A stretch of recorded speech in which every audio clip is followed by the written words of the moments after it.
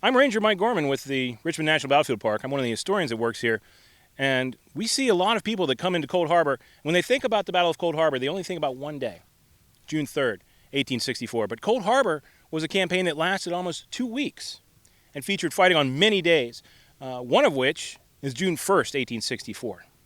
Now, off behind me to my right, the Cold Harbor Crossroads was taken by the Federal troops on May 31st and held against a Confederate counterattack on June 1st.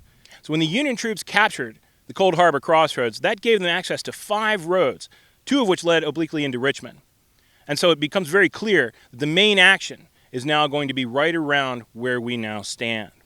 And on the night of June 1st, 2 Union Corps, the 6th and the 18th Corps, attack right through where I'm standing. This attack is going to set up everything that comes later. It was a desperate attack. It actually succeeded in breaking the Confederates out of their earthworks and pushing them back. If you were Robert E. Lee, this night, your line has been broken, and there's nowhere for you to go.